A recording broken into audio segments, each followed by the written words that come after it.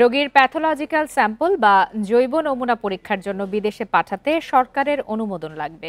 এ ব্যাপারে নির্দেশনা জারি করেছে স্বাস্থ্য অধিদপ্তর।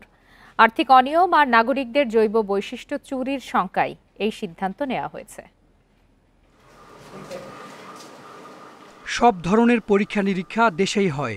এসব পরীক্ষার জন্য ডায়াগনস্টিক সেন্টার আছে কয়েক হাজার, তবে বেশিরভাগেরই পরীক্ষার মান নিয়ে আছে প্রশ্ন। এজন্য ক্যান্সার সহ বেশ কিছু জটিল রোগের উন্নত চিকিৎসায় রোগীর নমুনা পাঠাতে হয় দেশের বাইরে। এসব নমুনা পাঠাতে সরকারের অনুমোদন নেওয়া হয় না, তাই কারা কিভাবে পাঠায় সেই তথ্য জানে না সরকার।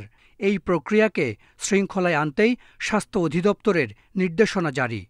আমাদের জনগণের কোনো নিজস্ব কোনো স্যাম্পল বিদেশে গবেষণাগারে চলে যাচ্ছে কিনা এগুলো কিন্তু আমাদের কাছে কোনো তথ্য নেই।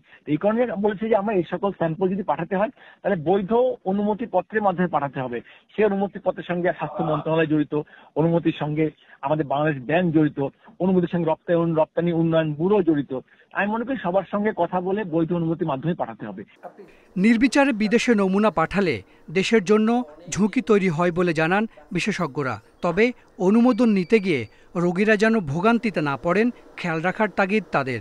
যে এ ব্যাপারে একটা সুস্পষ্ট নীতিমালা তৈরি হওয়া উচিত, কারণ একশনের কোনো ঝুঁকি জড়িত থাকে এবং বায়োলজিক্যাল স্যাম্পল জড়িত সাথে আমাদের জেনেটিক যে প্রবণতা বা আমাদের যে জেনেটিক বৈশিষ্ট্য সেগুলো পাচার হয়ে যাওয়ার সম্ভাবনা থাকে।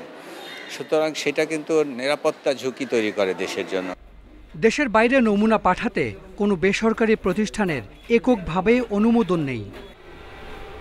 Hasan Misbah, independent news, Dhaka.